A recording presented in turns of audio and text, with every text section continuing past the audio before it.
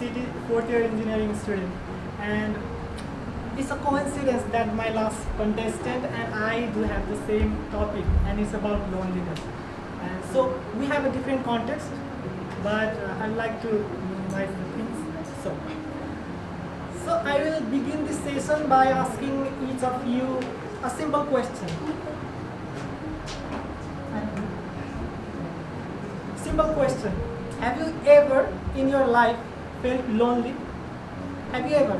Just can you raise your hand if you, because my next line will be on the basis of this.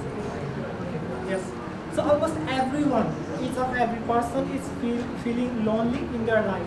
And entirely, let's say 99% of people will say, I feel lonely today, I'm not feeling so much better. So the thing is not just about the loneliness, the thing is about the other part that lies behind the loneliness. And I'm going to talk about this matter right now. So there is a data, like 61% of the people, age group between 18 and 25 are feeling lonely. And 36% of them are suffering from chronic loneliness. So what does it mean by the chronic loneliness? I'll come back to it later. Chronic loneliness is just a prolonged form of loneliness. It's not that you feel lonely today and you feel lonely tomorrow. It's about for the entire period of time. It's like 1 year and more. So these are the data that represents how much loneliness will have impact in our life. So we often confuse ourselves with loneliness and being alone. So let me clarify you that these are slightly different in terms, though we use these words colloquially in terms of others. So being alone is a physical state.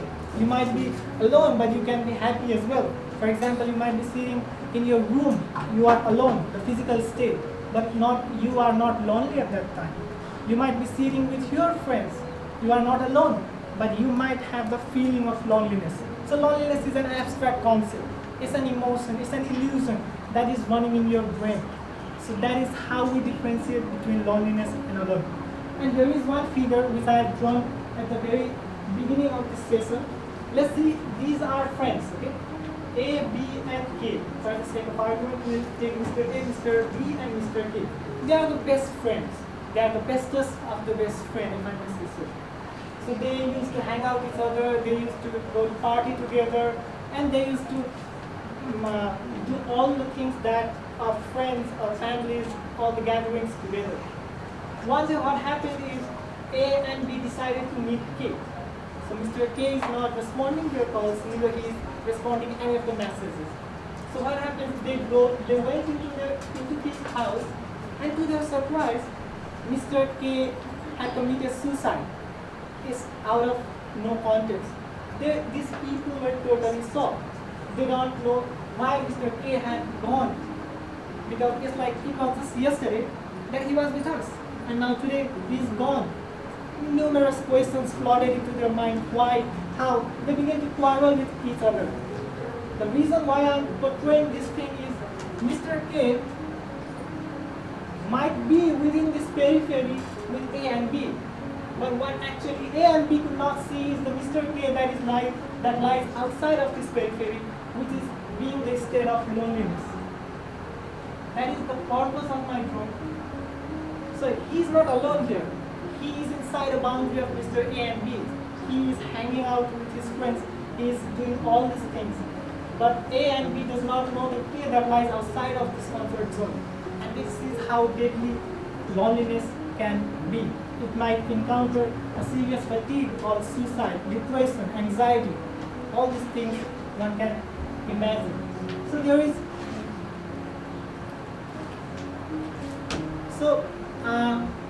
I met one person, he was probably in his 40s, okay?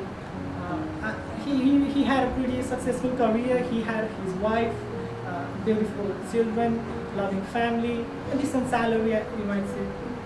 And I asked him out of nowhere that you are so successful and you are so decent, you have some decent salaries. Do you ever feel lonely? It was out of my whim. And he responded to that by giving stary looks at me and said, you know, kid, and he addressed me as a kid, and I was the kid back then. He said something like that, you question things in your life sometimes. You don't want you want to question things to yourself, and you don't get the answer to your questions. And what happens is only you get the silence. You get the silence and you see ahead is the darkness. All you can see is the darkness, and it slowly surrounds you and it envelops within you. The only thing you could feel is your lonely heart. The only thing you can listen is your deep breath.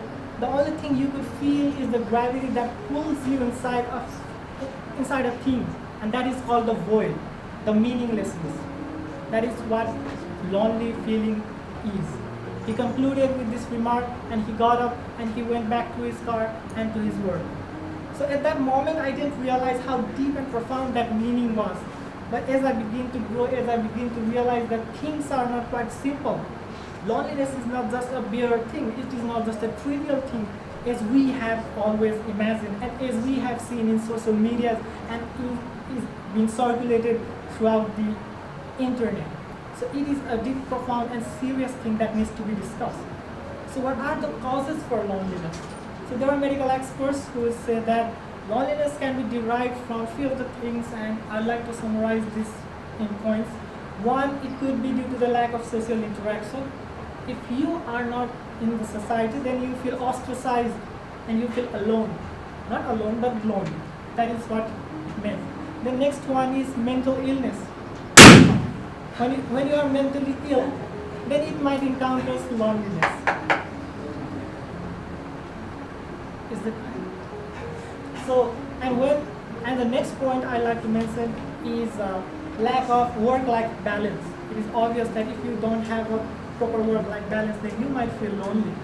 And the next one, it could be lack of healthy relationship. Relationship could be in terms of your friends, with your family, or with your people around you. So what could be done? What could be the solution for it? So I come up with one argument that the only solution we could avoid from loneliness is just to talk to people, to make them feel your presence. The person sitting next to you might have various things going around in their mind. You don't know, maybe he will be present today or not, tomorrow or not. So that is the things we need to focus on. We need to care for each other. We need to stop bullying the people, and we need to spread the knowledge of mental